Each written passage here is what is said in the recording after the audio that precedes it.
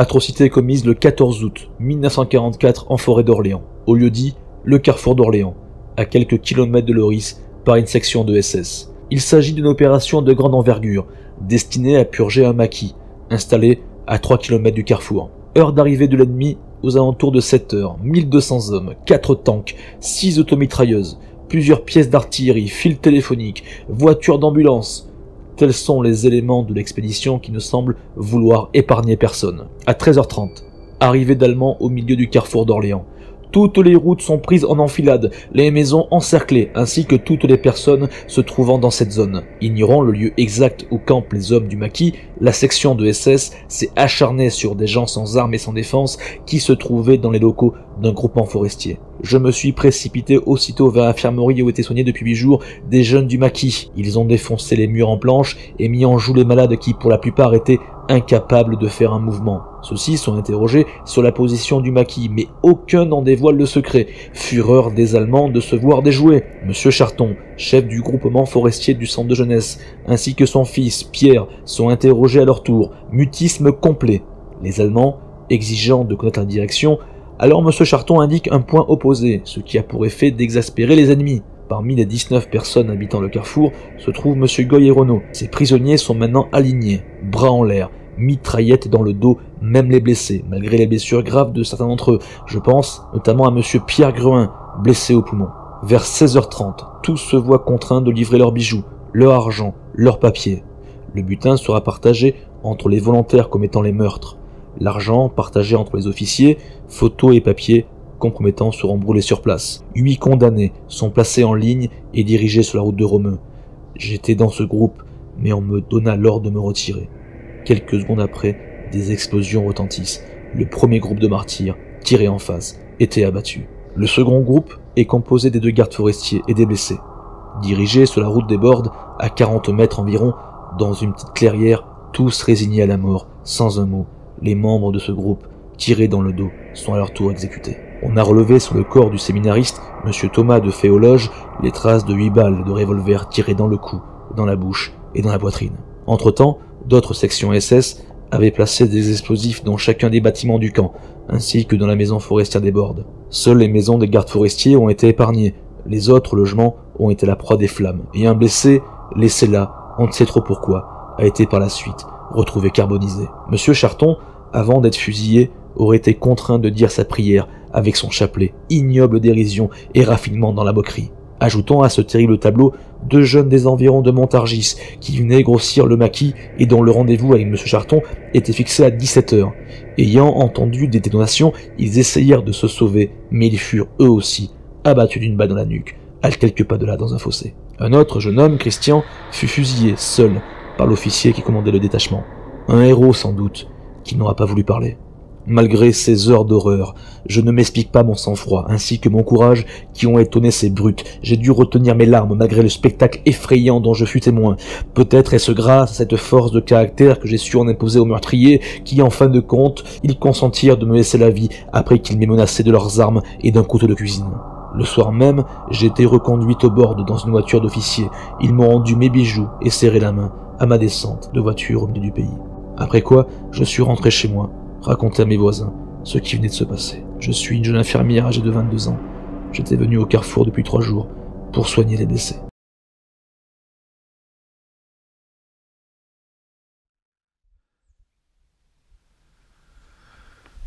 Bonjour à toutes, bonjour à tous, les petits fantômes, c'est Jerry, on se retrouve pour ce 3e reportage de la saison 3. Je me situe en pleine forêt d'Orléans, sur l'un de ces sentiers, ils sont nombreux. Il faut faire plusieurs kilomètres pour arriver ici. Ici maintenant c'est un lieu de mémoire. Pourquoi ? Parce qu'il y a eu des atrocités, des massacres qui ont été perpétrés durant la Seconde Guerre mondiale. Le 14 août 1944 pour être précis. Alors, déjà il pleut.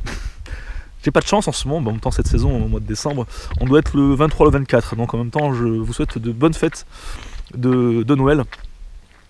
Donc ce sera votre cadeau, ce troisième épisode. Donc comme je vous disais, il pleut, il fait frais, peut-être 7-8 degrés. Je tousse, je suis malade, désolé. Donc vous allez encore m'entendre renifler et puis tousser. Et donc ici, il y a eu des massacres. Voilà. Je vais vous raconter au fur et à mesure l'histoire. Alors j'espère que la pluie ne va pas s'activer davantage. Là ça va encore, c'est passable.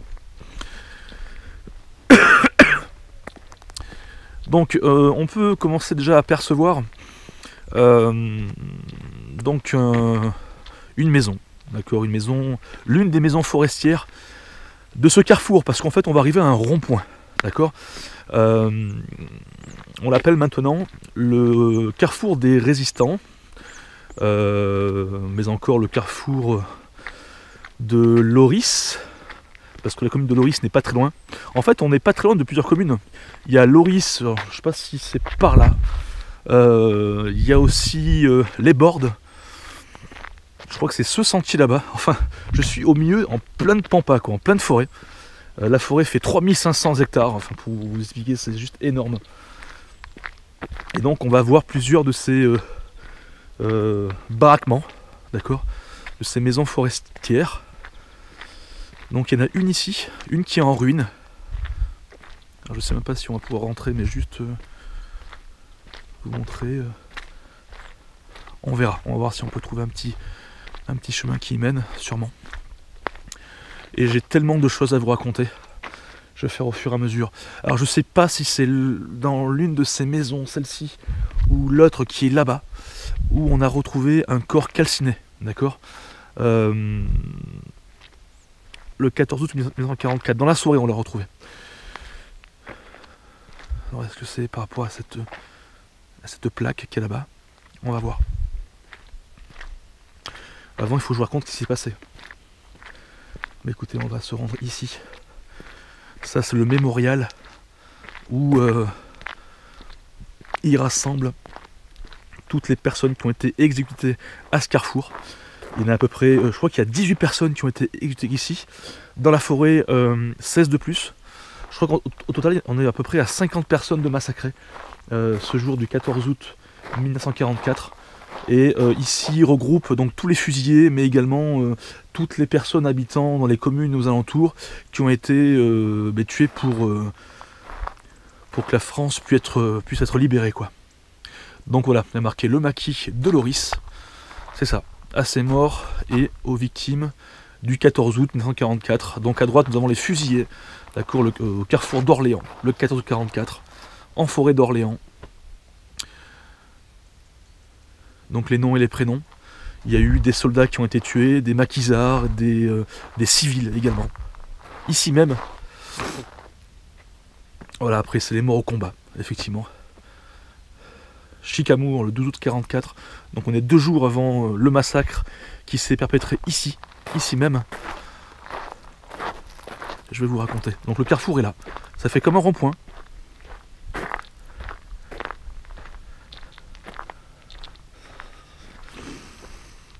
Une ambiance particulière se dégage. Enfin, c'est particulier parce que il y a de ça quelques minutes, je suis encore en pleine civilisation.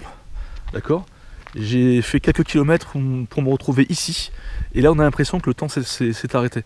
Ça me fait penser aussi un petit peu à Oradour-sur-Glane. Pour ceux qui connaissent, c'est un village martyr. Voilà, durant la Seconde Guerre mondiale, les nazis se sont arrêtés à Oradour pour massacrer des personnes, comme ici. Alors, je sais plus trop en fait où aller. Je vais peut-être me focaliser sur la première maison qui est là. On va faire le tour après au fur et à mesure. Donc l'histoire des petits fantômes, c'est que le 14 août 1944, qu'est-ce qui s'est passé? Aux alentours de 13h30, il y a eu 3 camions d'Allemands, de nazis. C'est l'un des bataillons de sécurité allemandes, de mémoire, qui est venu ici se poster pour encercler ce carrefour. Alors pourquoi ils sont venus ici? Parce qu'en fait, c'était un lieu de résistance. Hein.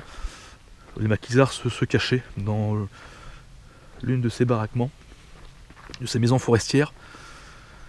Et quand ils sont arrivés, il y avait, de mémoire, si je me souviens bien, dans l'une de ces maisons, il y avait 2 personnes qui avaient été blessées. Il y avait un malade, une infirmière, mais également des civils et des résistants. D'accord, un peu éparpillés dans les maisons, aux alentours. Donc ils sont arrivés, ils ont encerclé. Ils ont demandé à ces personnes de sortir, ils les ont mis dehors sur les chemins là, et ils ont procédé à un interrogatoire, parce que ils voulaient savoir si ces personnes-là étaient des résistants ou pas. C'était une poche de résistance. Et sachant ne pas quoi répondre, enfin ils disaient non, on n'est pas des résistants. Et apparemment ils auraient retrouvé un drapeau tricolore plus quelques signes qui laisseraient penser qu'ils feraient partie de la résistance. Donc ils ont été abattus d'une balle dans la nuque au bord de ces chemins. Voilà. Je crois qu'il n'y a que l'infirmière et quelques personnes qui ont réussi à s'évader de ce traquenard. Maquis mort pour la France. Maison forestière, voilà, des bordes, défense d'entrée. On va faire attention parce que voilà. Là-bas on dirait un four à pain. Ah, c'est impressionnant. C'est impressionnant. Donc comme je vous expliquais, il y a eu donc 16 personnes massacrées ici. 16 ou 18, je sais plus, je suis perdu. En gros, je crois que c'est une cinquantaine de personnes ici même et aux alentours en fait qui ont été tuées. Il y a eu également deux jeunes aux alentours de 20 ans qui ont été fusillés également. Peut-être qu'on va retrouver leur tombe ou leur stèle. Je vous expliquerai à quel endroit ils ont été retrouvés morts. On va se diriger au fond plutôt. Donc c'est dans le plus grand des respects que je viens vous raconter l'histoire.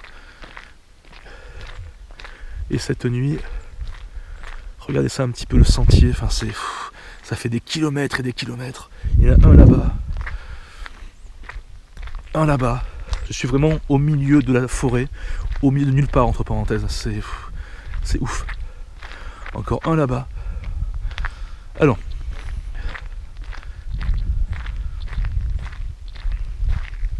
Il fait frais. Hein.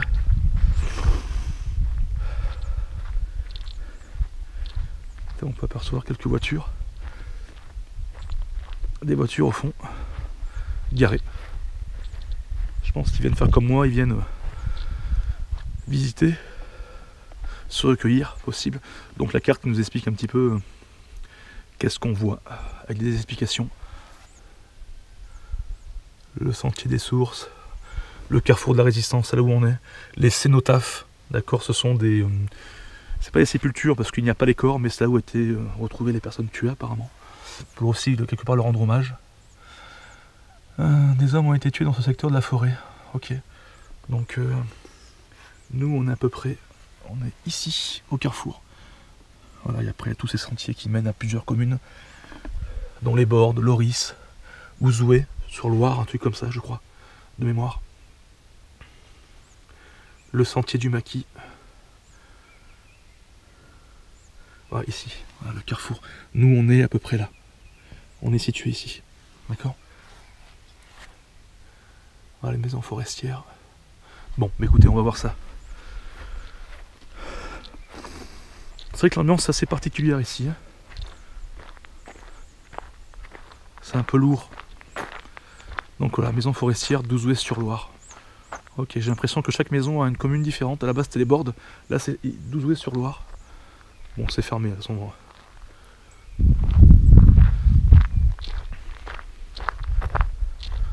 Ah oui, Montereau aussi, effectivement. La commune de Montereau, dans ce sens.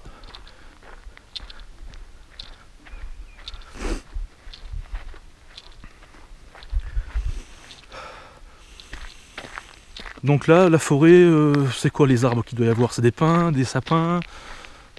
Ça change complètement chez moi. Et oui, parce que moi je suis dans le Loiret, hein, je ne l'ai pas dit, mais de toute façon vous l'avez compris. Hein. Je suis dans le Loiret, à 40 bornes d'Orléans, grosso modo. Voilà encore un autre sentier là-bas. Des kilomètres et des kilomètres.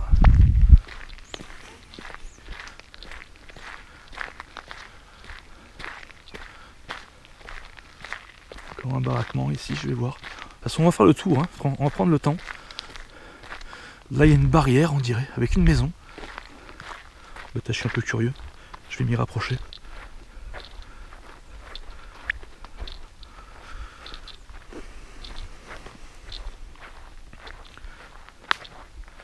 Avec une maison. Waouh. Ok. Ok, ok. Une crevasse. Il y a comme des douves autour. Peut-être pour empêcher les personnes de rentrer. Je ne sais pas. En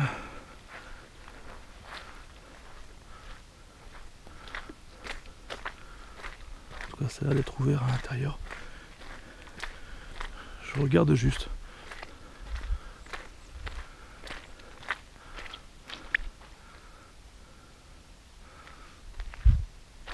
Bon, j'irai bien, mais le problème c'est que il y a de la boue de partout, j'ai peur de tomber. Ça glisse pas mal. On verra plus tard. Là, je vais vous montrer un petit peu le tour.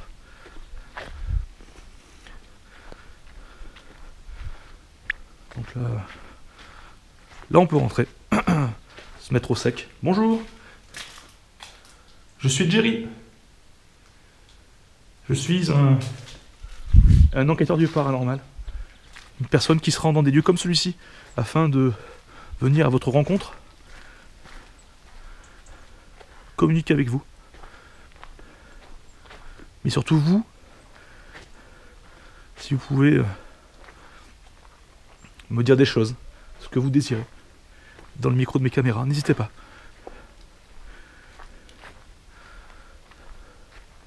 Peut-être aussi avez-vous besoin d'aide. Donc je vous demande de me rejoindre.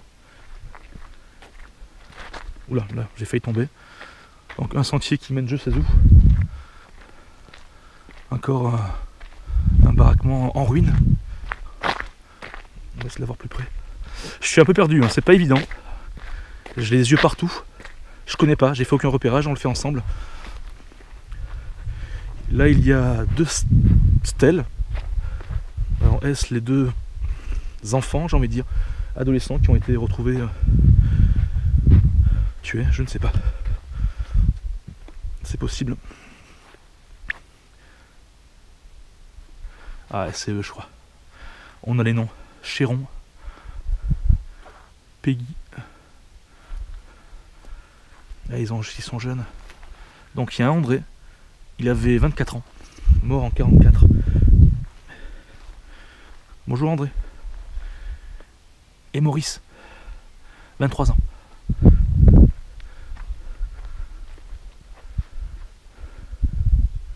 Bonjour les enfants. Enfin les enfants. Les jeunes hommes. Vous inquiétez pas, hein, je suis pas là pour vous ennuyer. Même si je parle fort, même si je parle beaucoup. Maison forestière de Loris. Mais je suis vraiment ici pour essayer de véhiculer l'histoire de ce qui s'est passé. Mais également essayer de peut-être vous entendre, vous aider. C'est un bien grand mot.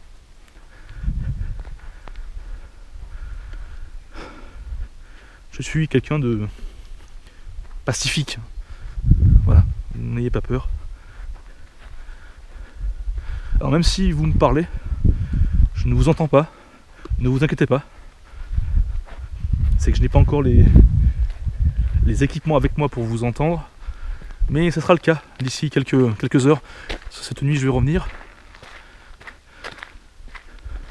Et vous pourrez me dire ce que vous souhaitez. Donc là, on se dirige vers les cénophates, pardon, je ne sais plus le terme exact.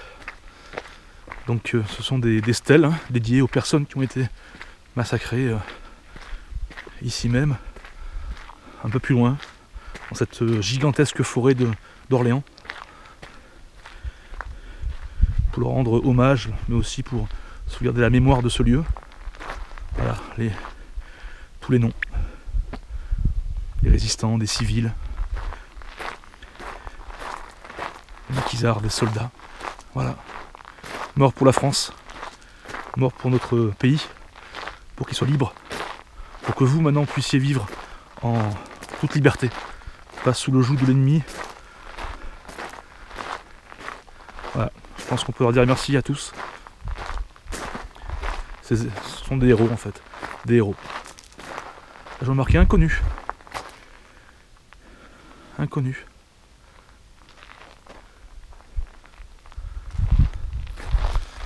beaucoup de...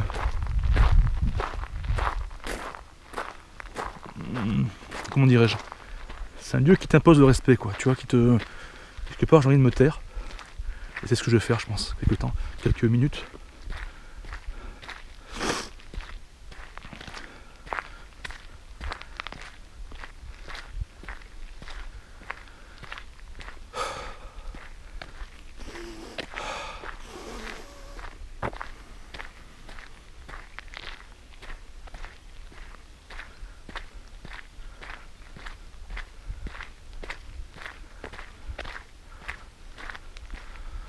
Il y a un mot décrit.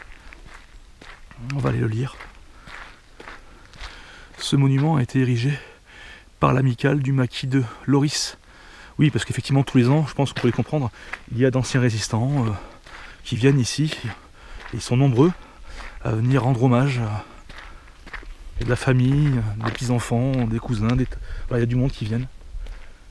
Ce qui est normal.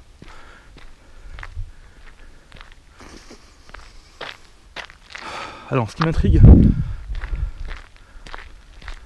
j'ai des frissons. Bon, je pense que la météo y joue beaucoup, le psychologique aussi. Quelque part, je suis dans ma bulle, hein. Je suis vraiment dans mon univers en fait. Je pense plus au quotidien, je pense plus à tout le reste. Je suis vraiment dans cet univers-là, dans cette histoire-là.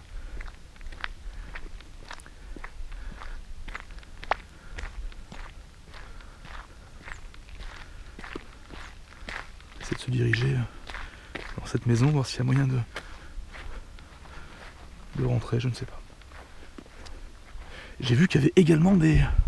Attends, j'ai vu qu'il y avait également des stèles. Je ne sais plus où, je crois que c'est vers là-bas.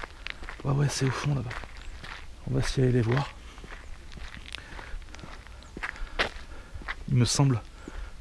Ouais, c'est au fond. La maison, on verra plus tard. Le plus important, ce sont les personnes qui ont vécu ici et qui sont morts pour la France ici. Je vais leur rendre visite et leur dire en même temps que ce soir je reviendrai dans la nuit pour communiquer avec eux, tout simplement. Regardez-moi ça.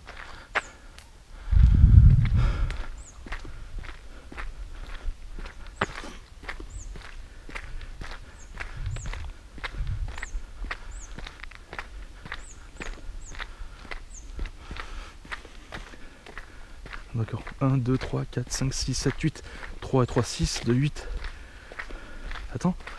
4, 5, 6. Non, 7. Putain, j'en voyais 8, tu vois. 7 stèles. Bah 8. Ah bah tu sais, comme on est par hasard, je la vois ici. Ah ouais, c'est dingue. En fait, celle-ci, je l'ai pas vue. Mais bon, non, je pense que le fait de marcher, bon, j'ai pas forcément bien calculé. Mais j'en voyais 8 moi, et en fait la 8ème est ici. C'est dingue.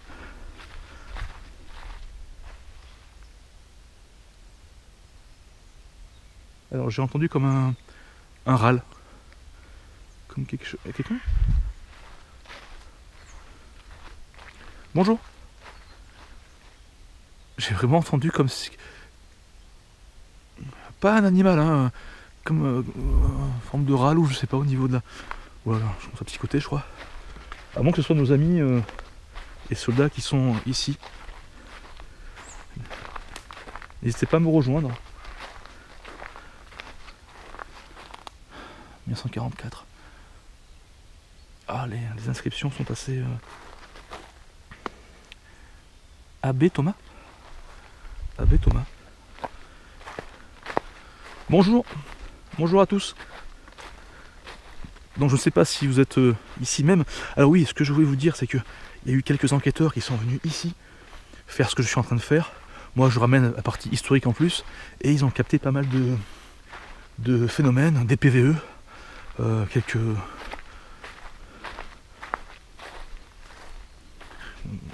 Ils dégageraient une activité paranormale ici. Ce qui ne m'étonnerait pas. Bonjour.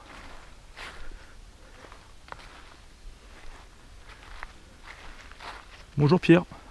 Bonjour Armand. Bonjour à tous. Maurice. Je ne vais pas tous vous lire parce que... Bonjour Désiré. Il manque que deux plaques. Bonjour.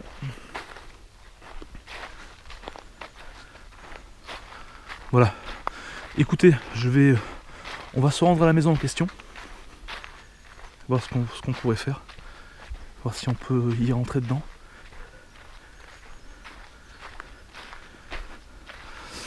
Des fois je me dis, je sais pas, tu vois, je serais entre parenthèses un esprit, une personne qui aurait été massacrée ou même une mort naturelle. Si je hanterais un lieu, par exemple comme celui-ci, comment je me comporterais envers une personne comme moi qui viendrait me rendre visite et qui chercherait à avoir des réponses. C'est délicat, hein. Est-ce que je serais, moi, en tant qu'esprit, est-ce que j'aurais peur de la personne qui vient me rendre visite parce que je ne connais pas ses intentions? Est-ce que, au contraire, je comprendrais ce qui est en train de se passer, donc j'irai vers la personne pour essayer de parler? C'est délicat, hein. Pourquoi c'est important d'avoir une forme de psychologie aussi à avoir quand on veut rentrer en communication avec ces personnes-là, parce que pour moi, ce sont des gens, même s'ils sont passés de l'autre côté, ça reste des personnes. Voilà. Qui ont une histoire, une âme. Et je vois pas pourquoi tout de suite on devrait leur parler comme si c'était des robots, tu sais, ou des choses impalpables. Non. Moi, c'est pas ma philosophie, du moins.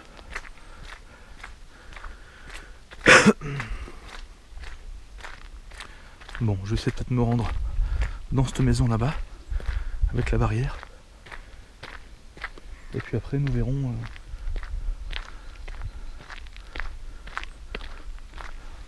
Nous verrons cette nuit avec tout le matos, le K2, Malmetteur, Spirit Box,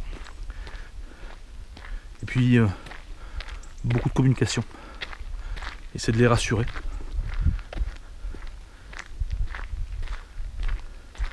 C'est bizarre parce que il y a un parking avec 2 voitures, sauf qu'il n'y a personne, quoi.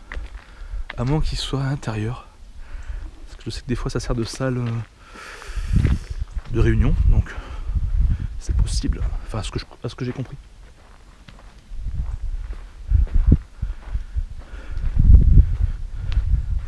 Est-ce qu'on peut y rentrer là? Le problème c'est que... Une voiture. Il y a une voiture.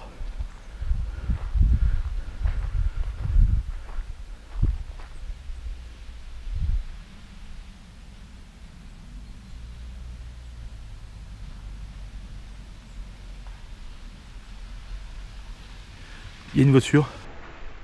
Dans les caveaux d'insondable tristesse, où le destin m'a déjà relégué, où jamais n'entre un rayon rose et gai, où seul avec la nuit, maussade hôtesse. Je suis comme un peintre qu'un dieu moqueur condamne à peindre. Hélas sur les ténèbres, où cuisinier aux appétits funèbres, je fais bouillir et je mange mon cœur. Par instant brille et s'allonge et s'étale un spectre fait de grâce et de splendeur. À sa rêveuse allure orientale, quand il atteint sa totale grandeur. Je reconnais ma belle visiteuse, c'est elle, noire et pourtant lumineuse. Charles Baudelaire. Les ténèbres.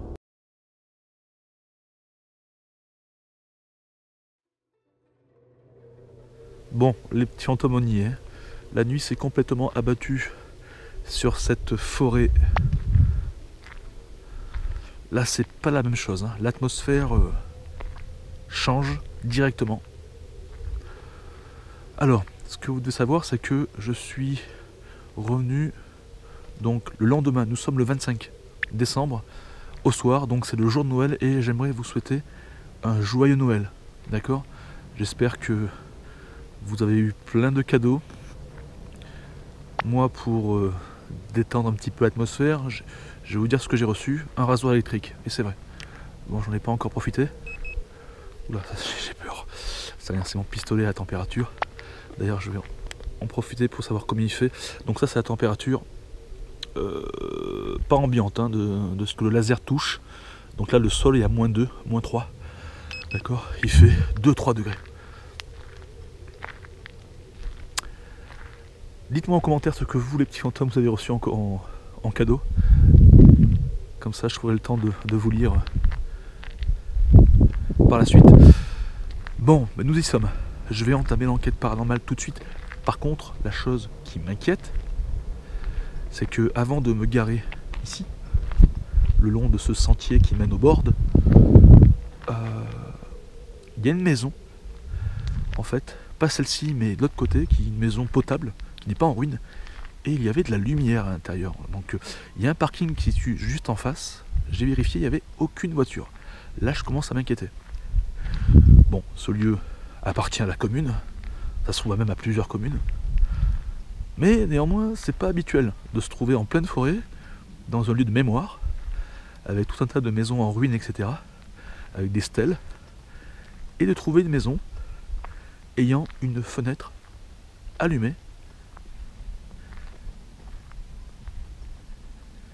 ce qui veut potentiellement dire qu'il y a quelqu'un. Alors, je commence à entendre des bruits de partout, c'est normal, nous sommes en forêt, je me répète. Il y a aussi de la vie la nuit, donc des animaux. J'ai en plus vu quelques biches à quelques centaines de mètres d'ici. Ils doivent s'y plaire. Donc là, nous sommes devant cette fameuse maison. Alors, certaines maisons ont été incendiées par les nazis.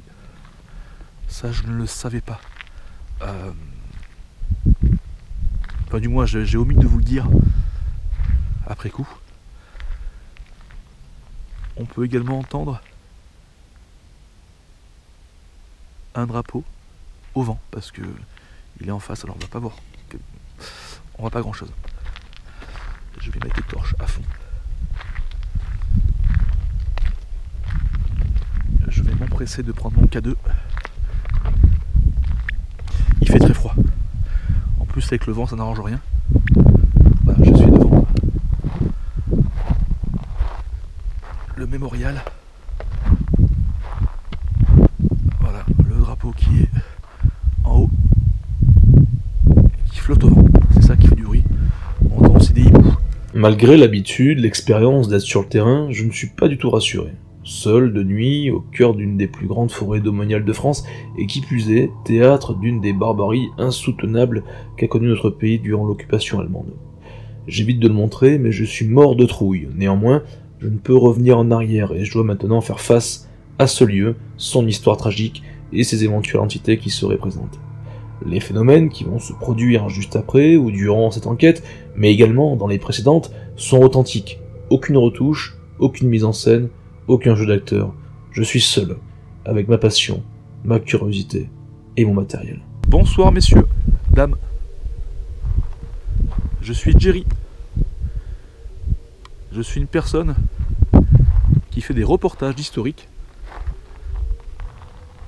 et qui fait également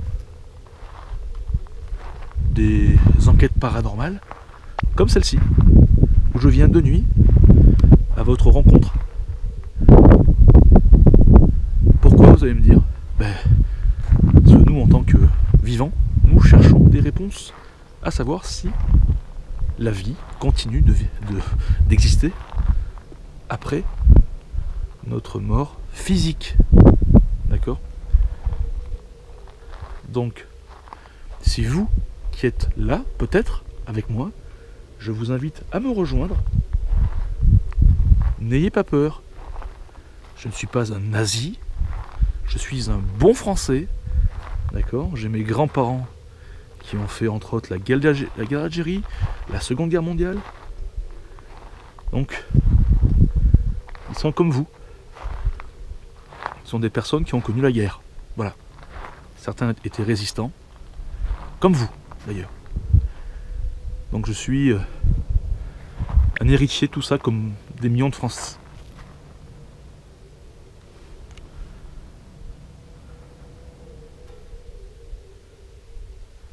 Alors, truc de ouf. C'est vous qui venez de faire ça, s'il vous plaît? Vous pouvez recommencer?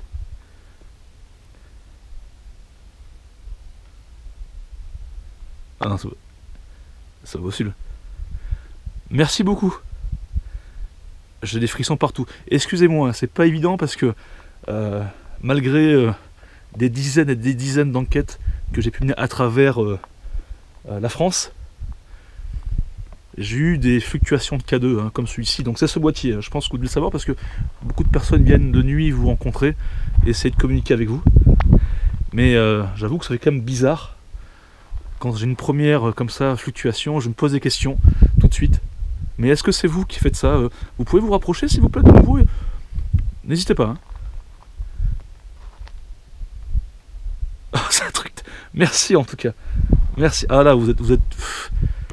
Alors, ne vous inquiétez pas. Hein. Je suis pas ici pour vous faire du mal. D'accord, je me répète, mais c'est important. J'ai des frissons. J'ai un petit peu peur. C'est normal. C'est pas évident. Je pense que vous devez le comprendre. Alors j'ai vu quelque chose passer à droite. C'est vous?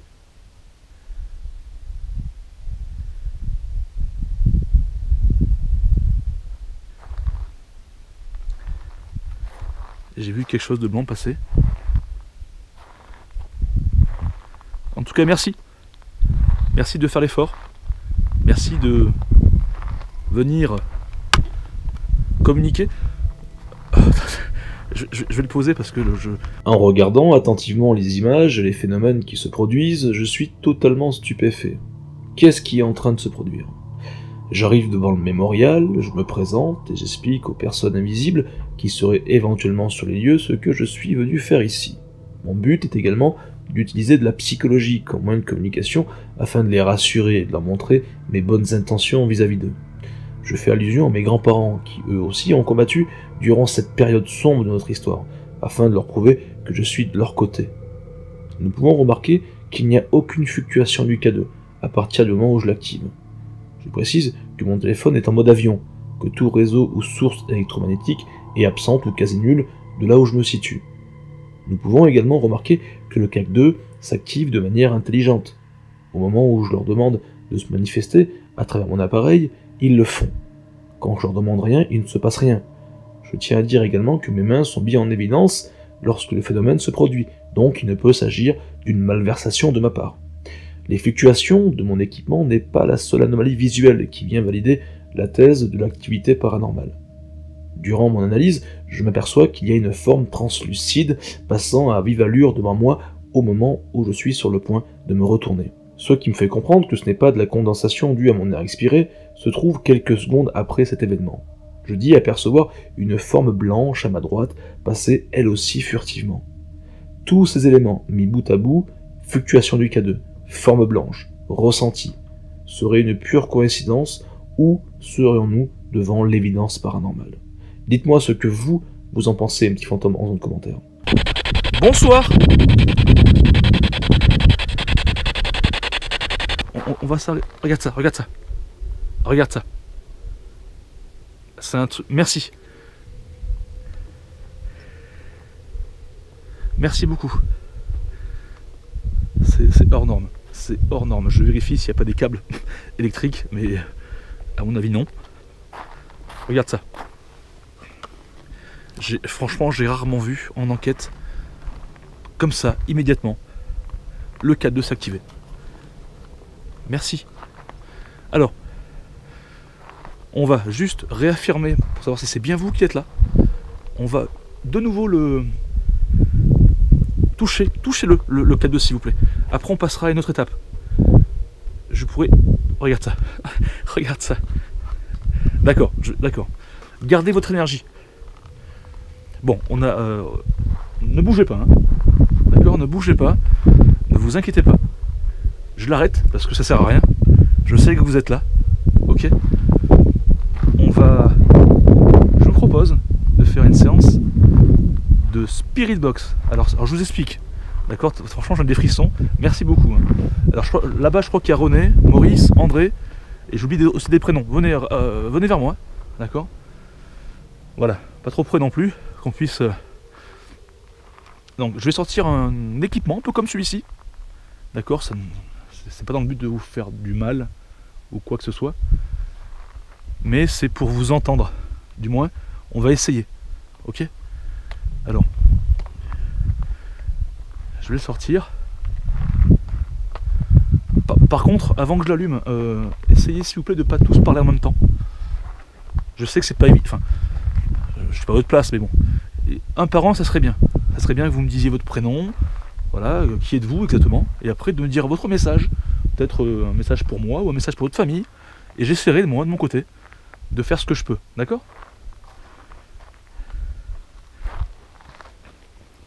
Ce qui se passe, c'est extraordinaire. Alors, je vais poser ça ici, d'accord? Ne vous inquiétez pas. Si vous voulez passer devant, regarde ça, regarde ça, regarde ça. Putain, mais il n'y a pas de câble ici. Il n'y a pas de câble, regarde ça. Regarde ce truc de ouf. Merci beaucoup, les amis. Merci. Alors, attendez, hein. Oh là là là, c'est un truc de malade. Vite, ma spirit box. Allez, on agit, on avance. Ah, vous êtes merveilleux. Oh là là, c'est trop fou ça. Oh non, vous êtes trop fort. Merci les amis. Merci beaucoup. Je suis très heureux en fait de vous savoir près de moi. Donc je vais... Regarde-moi ça, regarde-moi ça. Je vais essayer de vous entendre, hein, d'accord? Oh, c'est un truc de malade.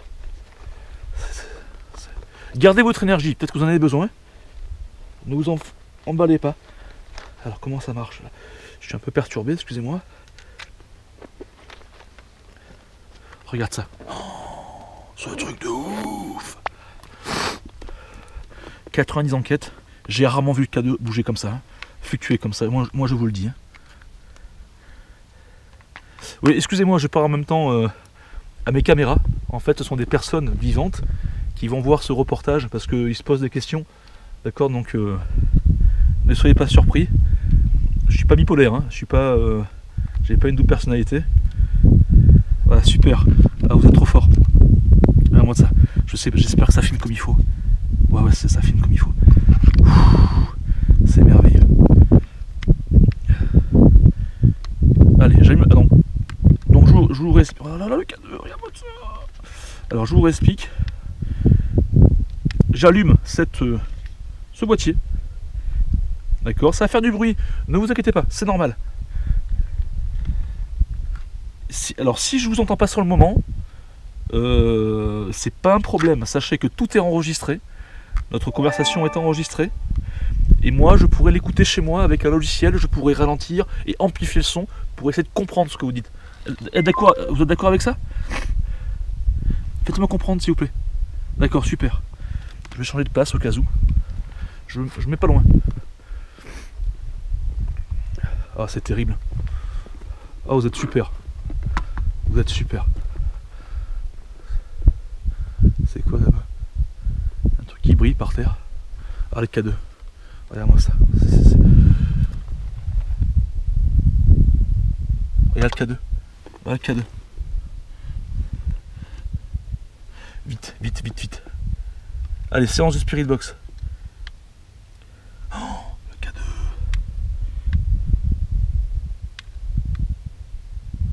K2. Alors, je l'allume.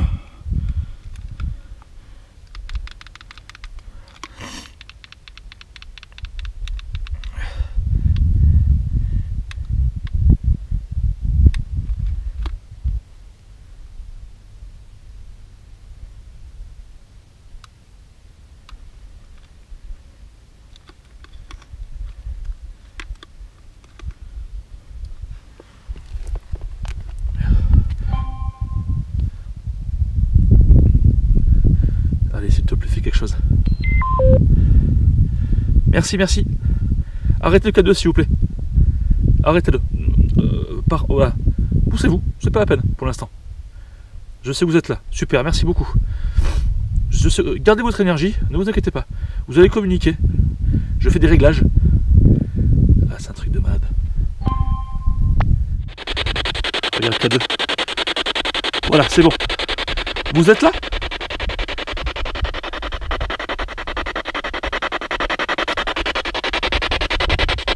Bonsoir.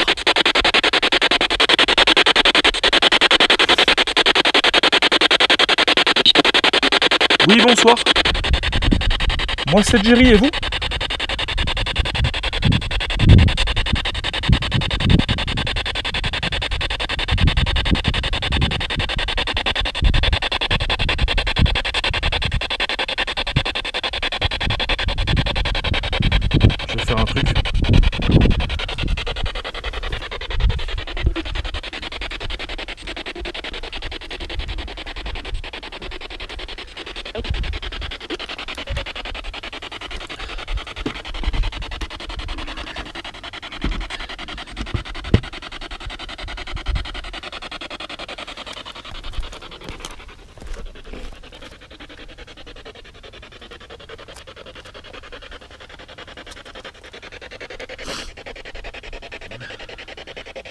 Bonsoir. Rapprochez-vous s'il vous plaît de moi.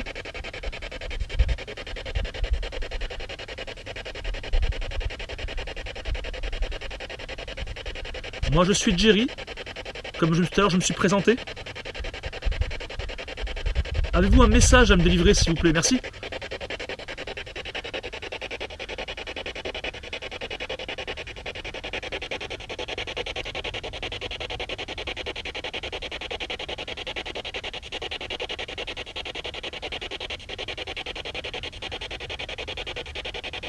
J'ai su ce qui s'était passé ici. Je suis très triste pour vous. Le mot est trop faible.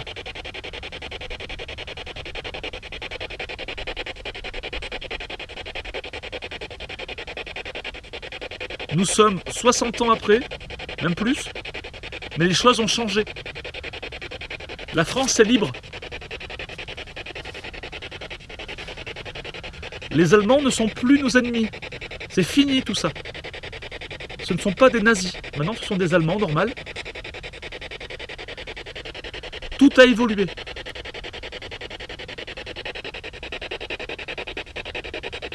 Je sais qu'il y a un René par ici. Un Maurice.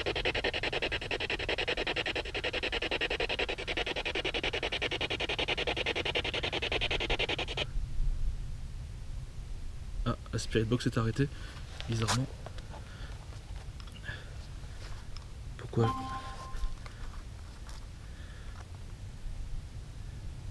Alors j'ai pas de trépied, excusez-moi, c'est pas évident.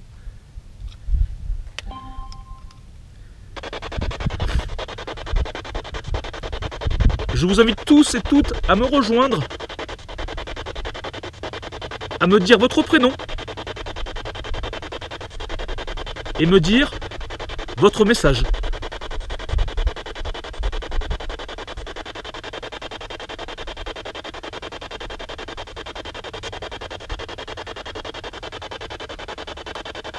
Le K2 s'active plus.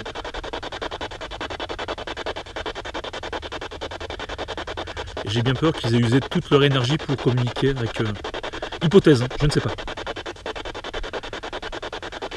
Êtes-vous là?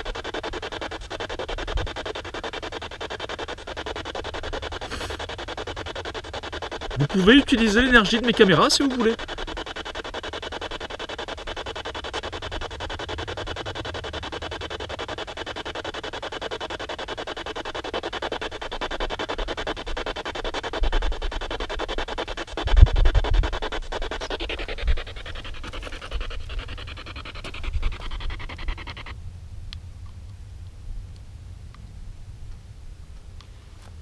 Alors, j'arrête parce que j'ai entendu marcher dans les graviers à côté. Je vais aller voir. Je le prends avec moi. Plus aucune fluctuation du K2. 2 ou 3 mots seulement sont sortis de l'enceinte Bluetooth de ma Spirit Box. Mais qu'est-ce qui se passe? Comment expliquer cet arrêt soudain d'activité? Je vais essayer de résoudre ce problème. Déjà, nous pouvons exclure les réseaux ou toute autre source électromagnétique qui ont pu déclencher le K2 précédemment. Car s'ils seraient présents, mon appareil continuerait de s'activer régulièrement. Donc nous pouvons conclure, mais sans fermer la porte à la rationalité, que les esprits du lieu ont utilisé la quasi-totalité de leur énergie pour rentrer en communication avec moi. Donc on peut supposer qu'ils sont en train de pomper de l'énergie ailleurs pour pouvoir de nouveau se manifester. Ou préfèrent-ils attendre le bon moment pour délivrer leur message? Cela supposerait donc qu'ils aient connaissance de l'avenir. Car s'ils attendent de bon moment, cela veut dire qu'ils savent que je vais réutiliser ma Spirit Box ou le K2. Même si je suis censé rester quelques heures sur le terrain, rien leur garantit que je peux partir à tout moment pour des raisons qui m'échappent. Fatigue, stress, venue de tierces personnes, plus de batterie, caméra, etc. Oui, je suis conscient que nous sommes dans la théorie, dans la spéculation la plus totale, néanmoins je trouve que cette piste est la plus crédible face à la situation que je vis. Bon, les petits fantômes, je sais pas si vous me voyez correctement, j'ai encore un problème de caméscope, hein, j'ai pas de retour. J'ai entendu très clairement un ou deux bruits de pas dans les graviers, ici même, en face de moi. Alors, est-ce que c'était un rongeur ou autre chose?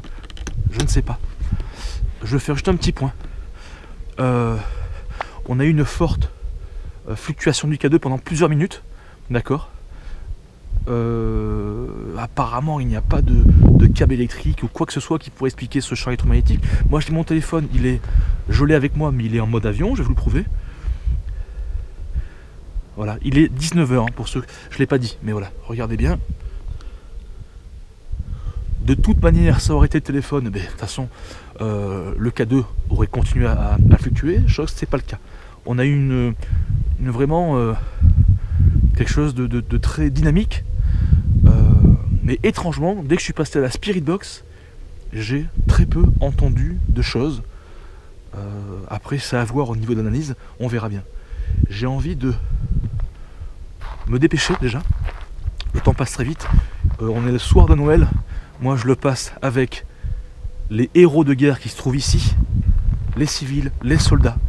Je vais rester quelques heures, du moins je vais essayer. Et ensuite, je rentrerai voir ma famille. Mais pour moi, ça me tenait à cœur d'être là pour eux ce soir de Noël. D'accord, ça me tient, voilà. Donc, on va se diriger ici. Après, on ira à côté. Il y a plusieurs stèles également.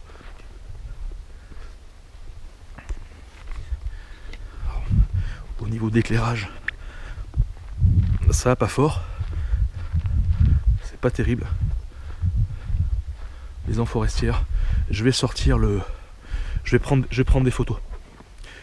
Généralement j'oublie pas mal de choses moi à chaque fois, donc je sais pas quel est son prénom. Soldat inconnu, mort pour la France, d'accord. Je vais prendre des photos. Je vais rentrer, mais normalement c'est interdit, mais ne le faites surtout pas. Ça met risque et péril. D'ailleurs, je vérifie en haut. Oh, j'ai entendu quelque chose. Je suis en train de pénétrer dans l'une des maisons forestières incendiées par les nazis, celle-là même où un corps calciné a été retrouvé, et là, soudainement, quelque chose me donne la chair de poule. J'entends très clairement un râle ou une lamentation juste derrière moi. Et derrière moi, il y a quoi? Une stèle qui marque l'emplacement d'un corps retrouvé. Après analyse, cette anomalie auditive est un PVE, c'est-à-dire la voix d'une personne décédée. J'ai très vite compris ce qu'elle voulait dire, malgré le manque de clarté du message. Il dit « Ne rentre pas ». Inconsciemment, c'est ce que je vais faire alors que ce n'est pas dans mes habitudes. Je ne rentrerai pas dans cette maison. De plus, je vais être pris de nausées très désagréables, je me sens suivi, épié. Sans que je me rende compte, l'enquête est en train de basculer. Comme une forme de râle. Alors ce qui est étrange, c'est que ce râle, je l'ai aussi entendu l'après-midi quand j'étais au niveau des stèles là-bas, où t'en avais eu 7-8. C'est bizarre. C'est très bizarre ce qui se passe. J'ai aussi l'impression d'être suivi. Je vous dis tout ce que je ressens. Hein. Allez, je prends des photos. N'hésitez pas à vous manifester, s'il vous plaît. Si vous le désirez, hein. Si vous voulez pas, c'est pas grave. Mais c'est juste, je vous le répète, dans le but de savoir si la vie survit après la mort. Voilà, tout simplement. Et bien sûr, recueillir vos messages, ce qui est important. Parce qu'il y aura peut-être des petits-enfants, des petits-enfants, ou de la famille à vous, qui verront ce reportage, d'accord. C'est fort possible, ou pas. Mais s'ils tombent dessus, peut-être qu'ils aimeraient savoir si vous êtes toujours là, et si on peut vous aider d'une manière ou d'une autre, je ne sais pas, mais du moins, marquez votre présence. Merci. J'ai l'impression que je suis suivi, c'est bizarre. Manifestez-vous. Merci beaucoup. Je reprends une photo ici.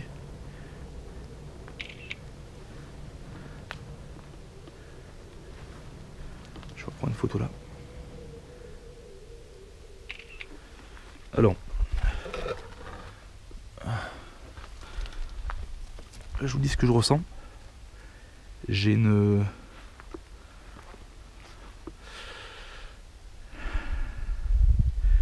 des nausées en fait.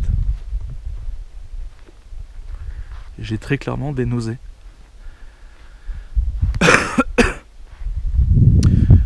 Pour être plus clair, j'ai envie de vomir.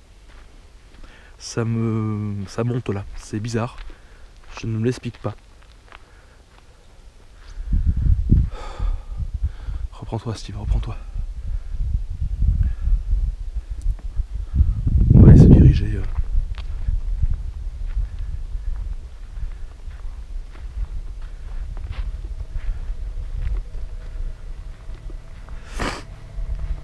C'est très particulier.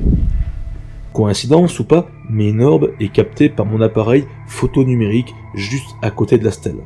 Une orbe c'est quoi? Ce serait la représentation énergétique d'une entité, autrement dit son empreinte. Les deux autres clichés pris dans la maison ne détectent aucune anomalie. À partir de maintenant, je vais être complètement déboussolé. J'aurai cette sensation d'être une âme errante, ne sachant pas retrouver son chemin. Comme si j'étais coincé entre deux mondes, celui de la réalité, au milieu d'une forêt gigantesque, dans les vestiges d'un ancien village dévasté, et l'autre, une dimension où tout est mort, tout est éteint.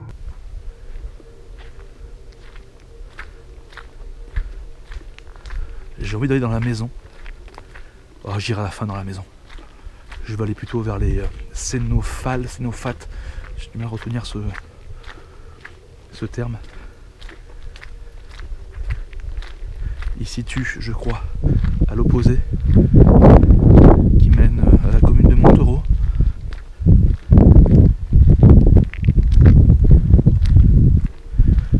Je vous dis franchement, j'ai envie de vomir.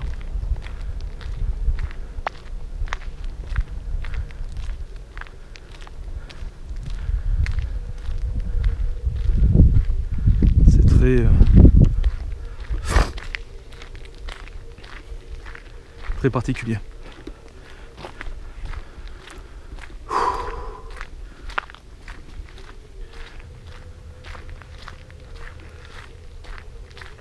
Je crois que c'est dans cette direction. Je sais même pas si c'est vers là.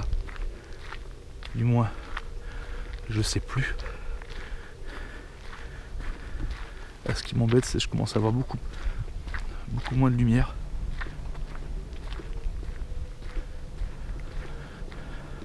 Je vais prendre des photos au fur et à mesure que j'avance. Manifestez-vous s'il vous plaît, merci.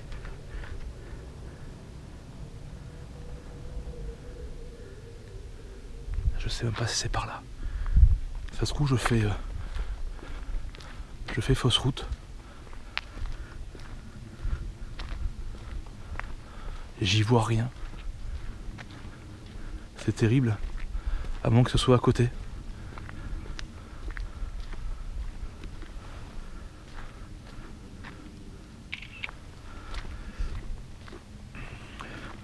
Non, on ne voit rien à part le panneau.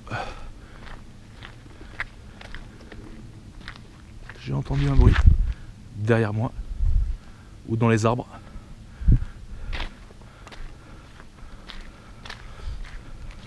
Alors le problème c'est que je ne vois strictement rien. Je sais même pas si c'est par là. Est-ce que je fais bonne route? Je n'ai pas l'impression. Non, c'est pas par là. Je fais fausse route.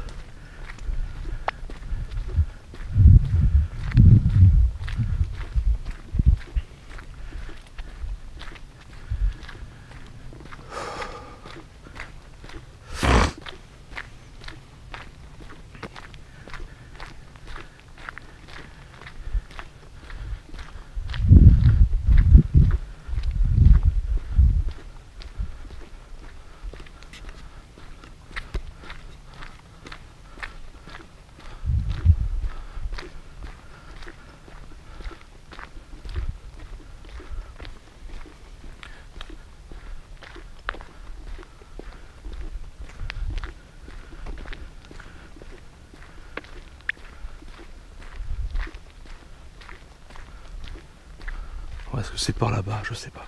On va aller voir. Je suis complètement paumé. Je suis complètement déstabilisé. Je sais pas ce qui m'arrive. On essaiera d'aller là-bas après. Dans cette maison.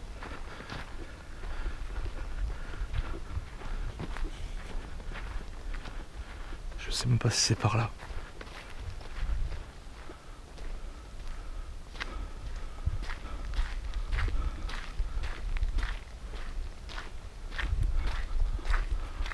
Non mais c'est grave.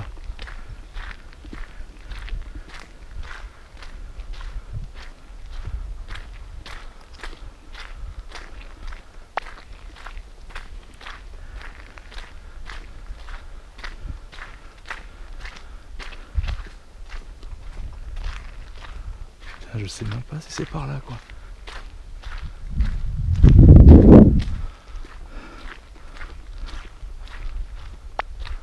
Ça n'a pas l'air. Je suis perdu. Je suis complètement paumé.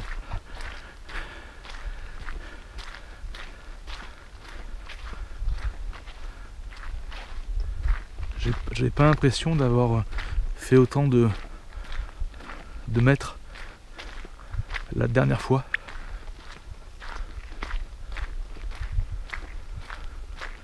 Il n'y a rien.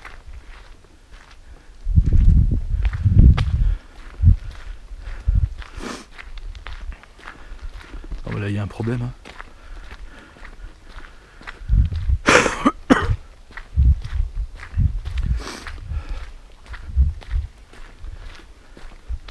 Là j'ai un gros problème.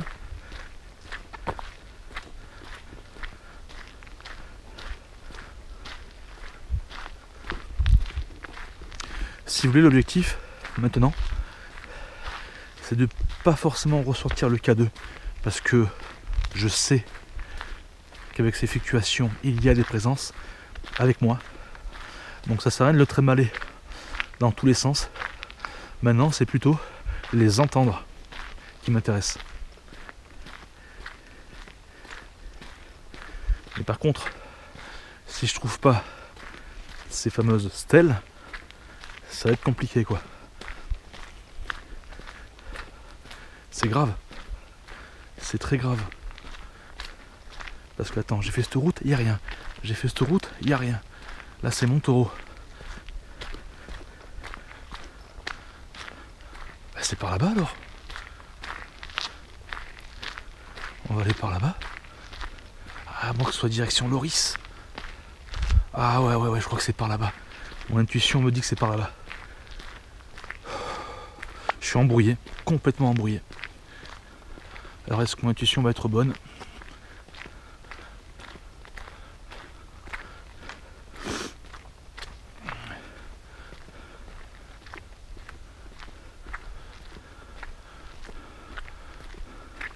Pas sûr. J'espère que je perds pas de la lumière. J'ai l'impression que la lumière est en train de baisser au fil du temps. C'est dingue. La nuit, c'est comme si... Ah, elles sont là. Elles sont là-bas, je les ai vues. Allez. On va faire une pierre deux coups. Je vais demander à... Je crois que c'est Maurice et André qui se trouvent ici. J'ai des frissons partout. Je vais leur demander qu'ils me suivent. Comme ça, on va aller directement tous là-bas. Rebonsoir Maurice et André. Je crois que c'est votre prénom. Suivez-moi. On va se mettre avec les autres au fond.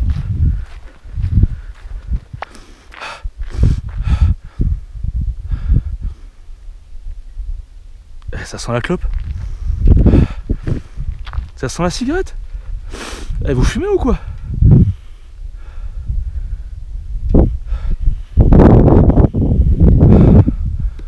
Il y a une odeur de cigarette. Bon, venez, suivez-moi.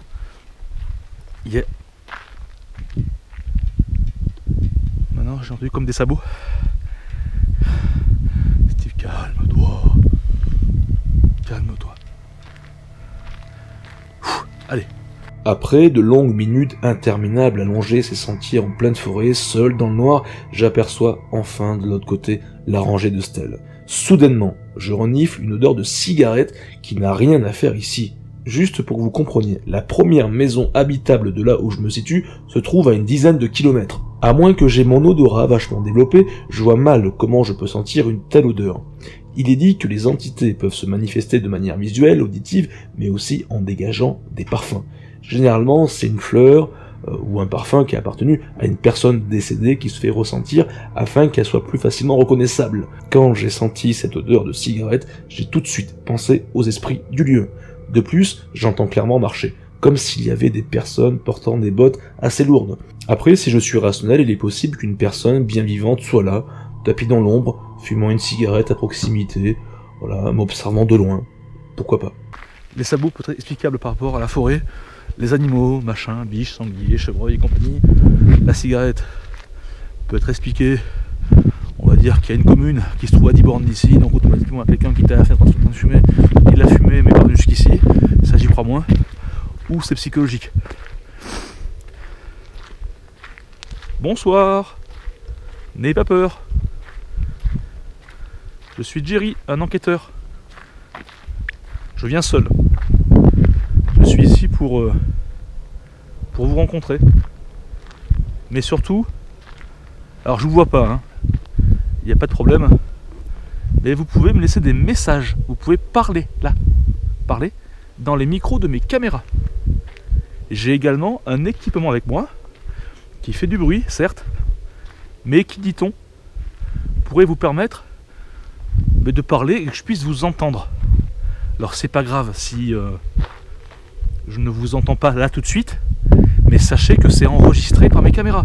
Donc ça sera exploitable par la suite et il y aura beaucoup de personnes qui pourront regarder ce reportage, d'accord,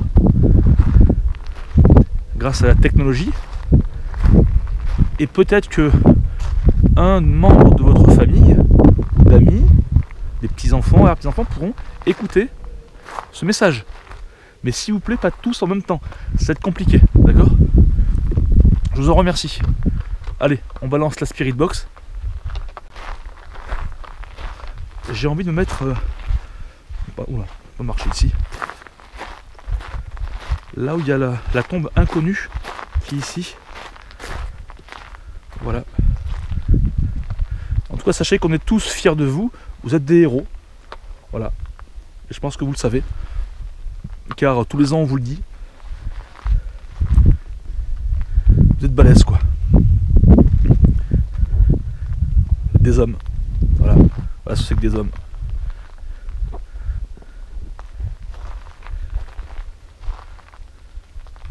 Allez. On va se mettre la plaque de la personne inconnue, du soldat ou civil inconnu. Quand il fait un froid de canard, c'est de pire en pire. Bonsoir.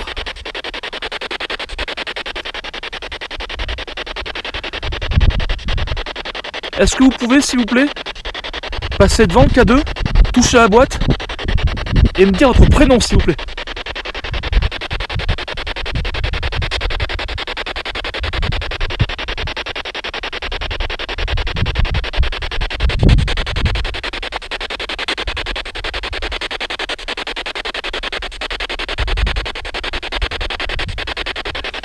Est-ce que vous pouvez me dire, s'il vous plaît, le prénom de cette personne inconnue, là?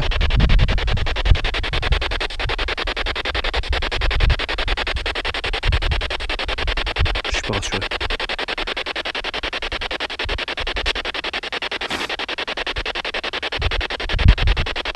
Vous êtes là? Maurice? René? André?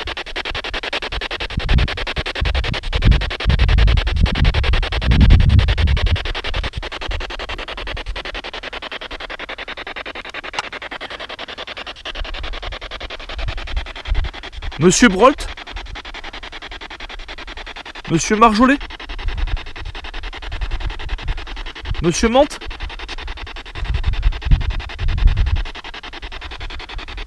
Monsieur Gruin? Baudron? Radaille? Monsieur Bélanger?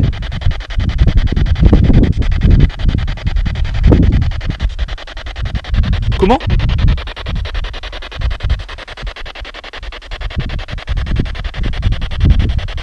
Monsieur Gignoux? Monsieur Meunier? N'ayez pas peur du bruit, c'est pour vous. Parlez, s'il vous plaît.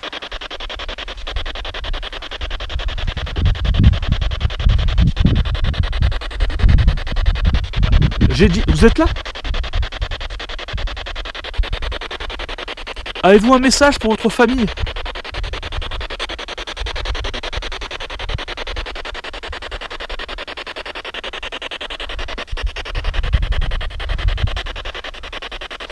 Je reste pas longtemps, après je m'en vais. Hein.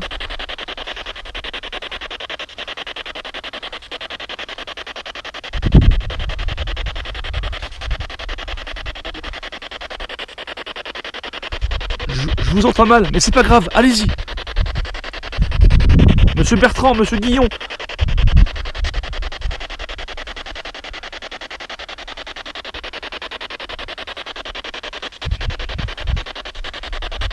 Montrez-vous aussi, n'hésitez pas. Je suis pas bien.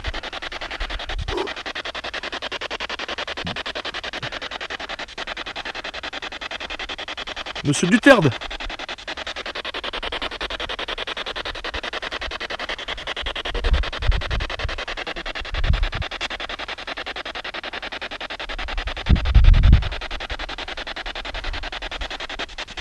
Suivez-moi.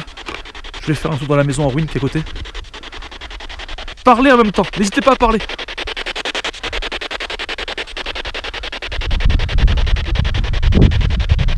Vous êtes là, monsieur Cousin? Monsieur Perdou?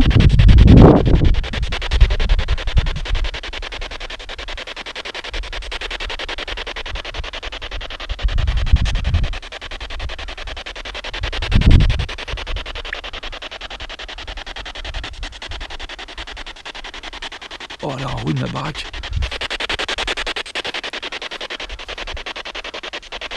Est-ce que je peux rentrer ou pas?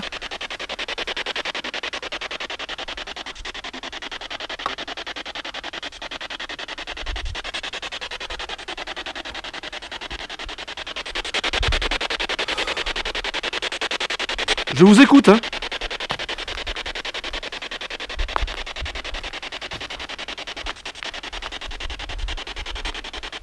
Je me sens super mal.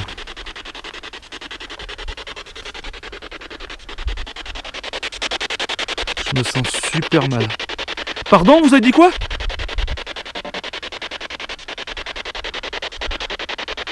Répétez s'il vous plaît. Putain, je sens de la cigarette. Eh, vous fumez ou quoi?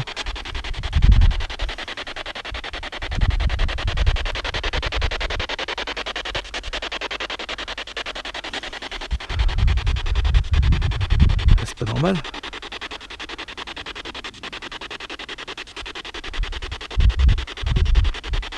Faut que je prenne des photos en même temps. Je vais prendre des photos. Manifestez-vous s'il vous plaît.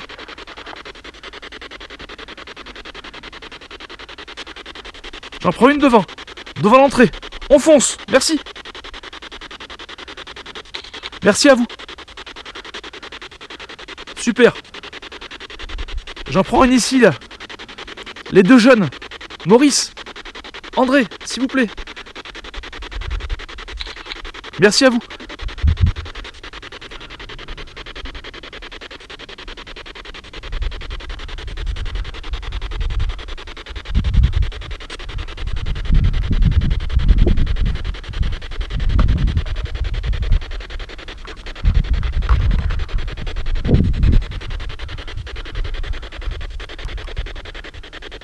Putain, je commence à avoir plus de piles.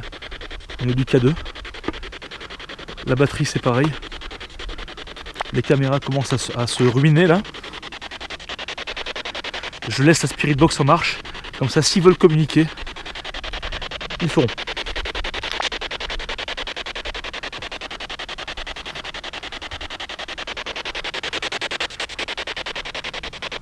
Putain, cette baraque, j'irais bien. Elle est où la baraque là? C'est chelou là. Elle est à côté, je crois.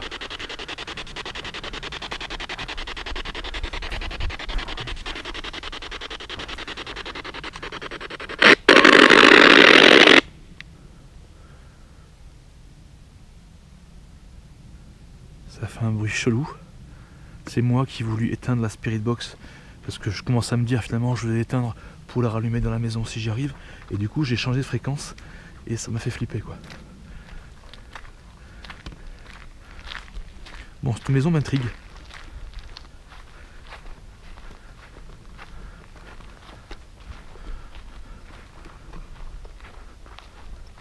Pourquoi je peux pas y aller quoi? Ils ont fait exprès pour la sécurité, à tous les coups. Ah non, je peux pas, il y a facile Il y a plus d'un mètre pour remonter après. Ah, comment je peux faire? Peut-être par derrière.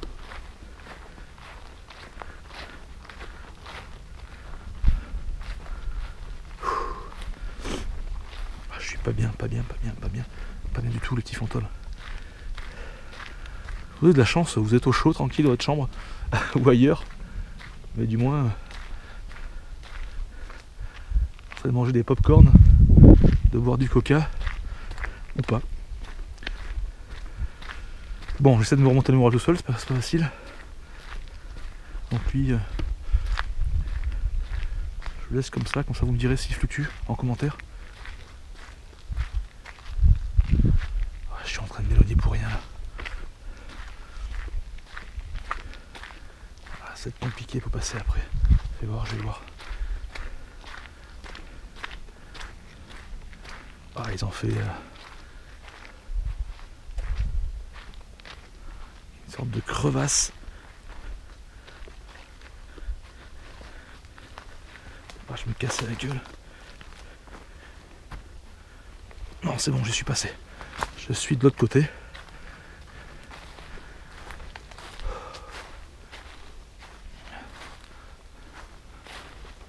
Ok. Il y a un grillage.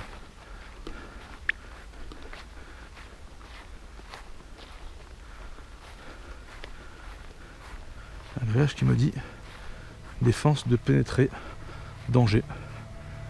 Au moins ils m'auront prévenu. Défense d'entrée. Au moins, je ne pourrais pas dire qu'ils ne m'auront pas prévenu. En disant ces mots, je n'ai pas conscience de ce qui va se produire dans ce baraquement lugubre, dont l'histoire reste encore une énigme. Mais avant, revenons ensemble sur les quelques mots sortis dans la Spirit Box, car ils sont très intéressants, et ils pourraient avoir un lien avec ce qui va se produire dans cette maison forestière. À 2 reprises, j'entends « tu viens »,« suis »,« aide-moi ». La question que je me pose, c'est que, est-ce que ces entités veulent me diriger quelque part, en l'occurrence dans cette maison cachée sous la végétation, pour me montrer quelque chose? Ou est-ce le fruit du hasard, une simple coïncidence? Y a-t-il eu une exécution à l'intérieur qui pourrait expliquer ce que vous allez voir? Est-ce que les esprits du lieu, dont j'ai demandé de me rejoindre, de me suivre tout le long de cette enquête, qui pourraient expliquer ce qui va suivre? Ou simplement un pétage de plomb dû à un stress, la panique, la fatigue? Quoi qu'il en soit, je vous laisse juger par vous-même.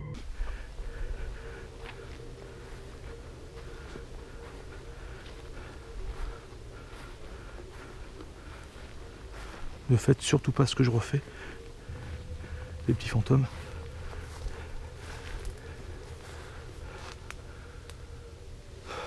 Ok, la maison est complètement...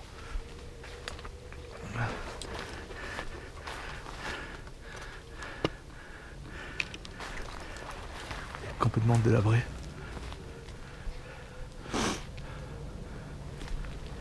Il y a des ronces de partout.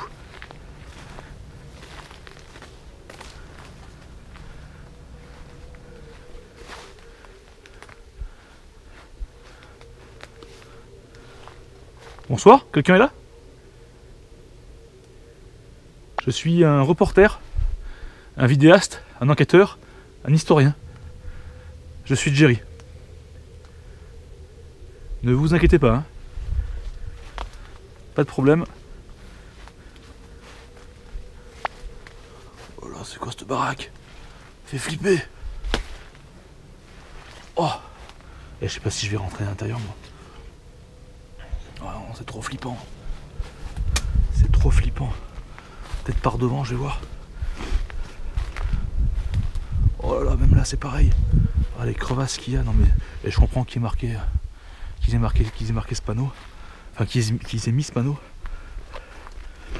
Ça, c'est un coup à tomber, à se faire mal. Par contre, peut-être par la fenêtre, je vais voir.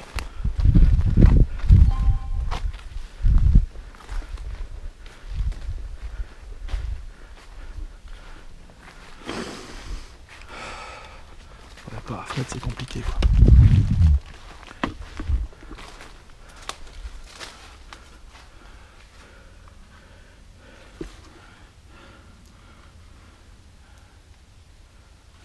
Oh, je vois, c'est pour enjamber, avec le matos, c'est chaud.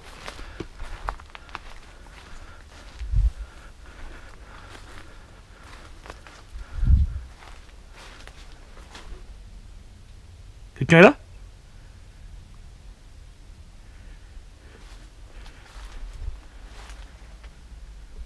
J'ai entendu quelque chose. Ne vous inquiétez pas, je suis un enquêteur du paranormal. Voilà, je fais des vidéos, voilà. Je vais à la rencontre des potentiels esprits, personnes invisibles. Ne vous inquiétez pas. Oh là.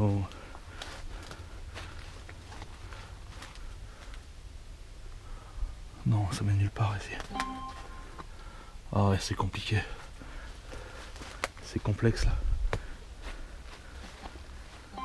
Oh, tais-toi, toi.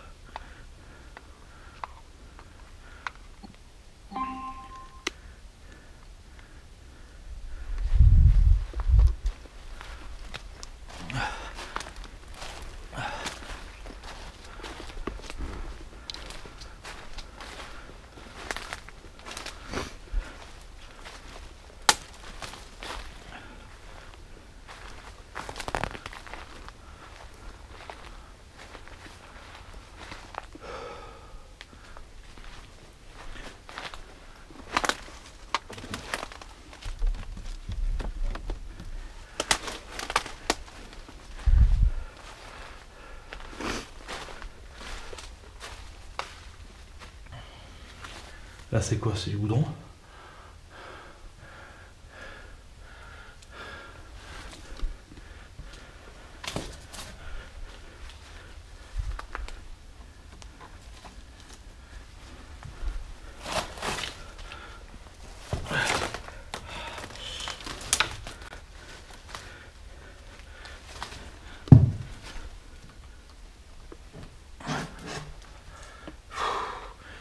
Qu'est-ce que je fais pas pour vous les fantômes? Les petits fantômes. Il faut être complètement à la masse, moi je te le dis.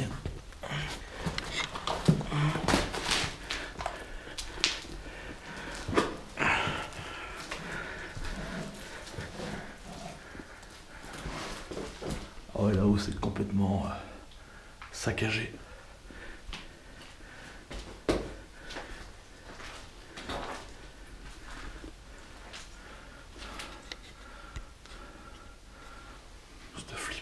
Je me sens pas bien du tout.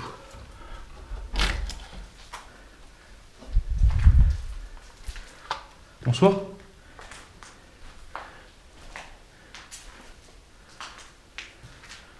Je suis Jerry. Ah ouais, ça c'est bien. C'est vétuste. Hein.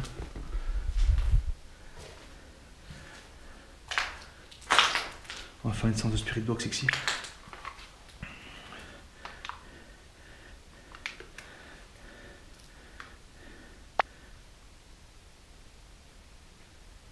Des bruits.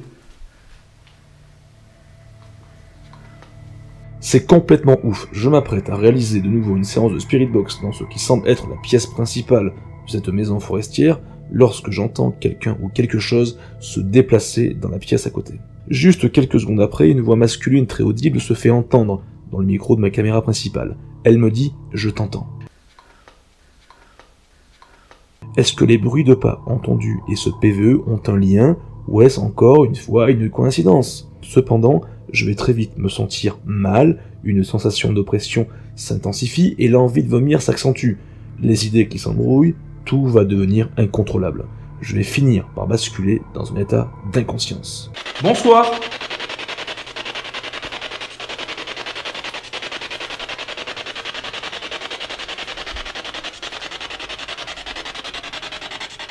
Oh là, c'est crade. Je commence à tousser. L'ambiance est pesante ici. Est-ce qu'il y a quelqu'un?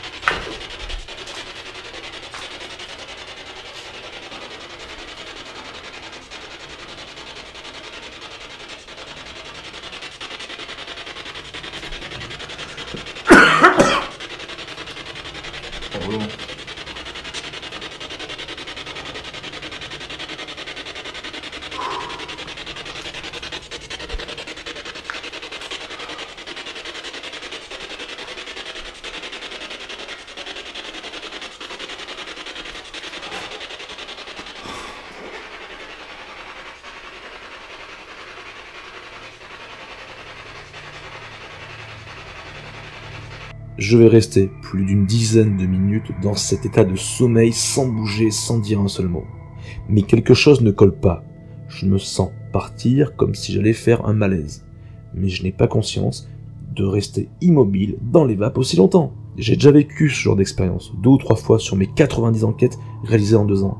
Soit l'esprit essaye de me faire transmettre un message ou un sentiment, ou comme dans cette situation, je n'ai absolument pas conscience d'être plongé dans un état comateux. Des questions viennent se poser. Est-ce les entités du lieu qui provoquent ce genre de comportement? Ou comme je le disais un peu plus tôt, le fait d'avoir tous mes sens en éveil depuis plus d'1 heure, seul, de nuit, dans le froid, la fatigue physique et psychologique qui vient de se greffer à tout ça? Ne serait-ce pas mon cerveau qui aurait tout simplement disjoncté un court instant? J'ai besoin de vos avis en zone commentaire, à savoir si vous avez déjà vécu ce genre de trouble. Si oui, dans quelles circonstances, et qu'avez-vous ressenti? Avez-vous aussi consulté un médecin? Quoi qu'il en soit, je vais quitter les lieux péniblement en état de choc avancé.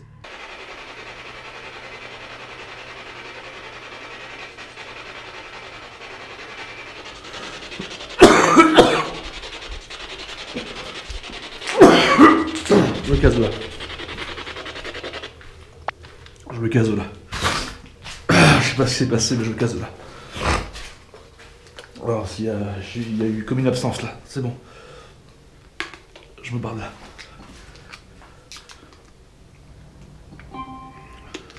Je sais pas ce que c'est.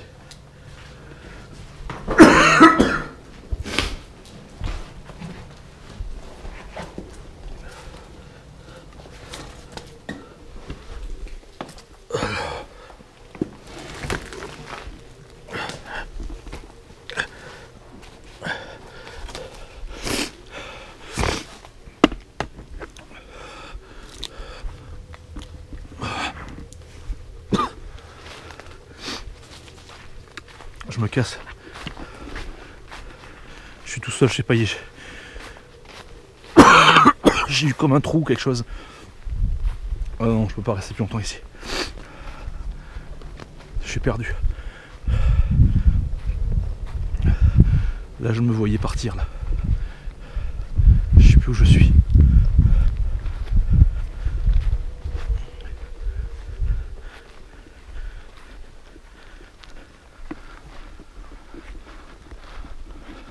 Je me suis vu partir, je sais pas. Tombe dans les pommes ou il vaut mieux que je parte avant qu'il me... Personne ne sait où je suis. Hein. Je sais même pas où je vais. Je sais même pas où je vais.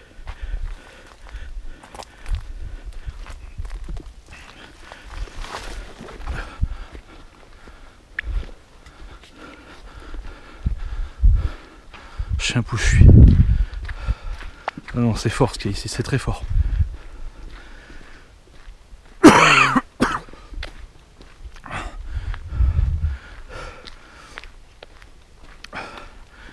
suis à l'ouest. Je suis crevé. Comme si j'avais fait un marathon de 40 bornes. Mais le pire, c'est que je me suis vraiment vu partir. Vite, vite, je reprends la voiture. Là, ce qui m'importe, mon objectif, c'est vite retrouver la voiture. Je sais même plus où aller. Je confonds l'après-midi, où est-ce que je l'ai mis. Je sais même plus où est-ce que je l'ai mis, je sais pas. Je sais pas. Je sais pas ce qui s'est passé dans cette maison. Je sais un peu où je suis. Je sais un peu où je suis. Mémorial, il est là. Le reste, je sais pas plus où je suis garé. Je sais pas si je suis garé là-bas ou là-bas.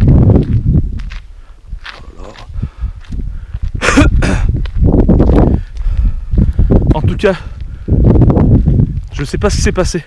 Soit c'est moi qui fais un trop plein d'émotions, soit c'est encore autre chose, soit c'est vous. En tout cas, je voudrais vous remercier de votre présence. Je suis sûr que vous avez été là avec moi. J'en suis convaincu. Il est fort possible que je revienne avec notre enquêteur, pourquoi pas. D'accord. Mais là, ce soir, je peux plus. Je peux même pas vous aider, je peux rien faire. Je suis crevé. J'ai failli tomber. Voilà, j'ai failli tomber, je sais pas ce qui s'est passé. Quoi qu'il en soit, je vous remercie de vos efforts. Et si vous avez essayé de communiquer avec moi, tout est enregistré. Je le verrai bien. D'accord? Je vous en remercie à tous.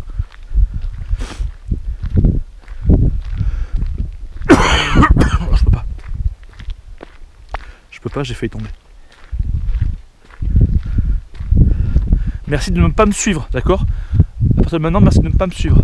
Je reviendrai. Oh, il se passe quelque chose ici. Je sais pas ce qui s'est passé. J'ai hâte de voir les images. Mais j'ai failli tomber en fait. Dans un trou. C'était chaud. Je sais pas comment expliquer en fait. Je trouve plus mes mots. Je bégaye.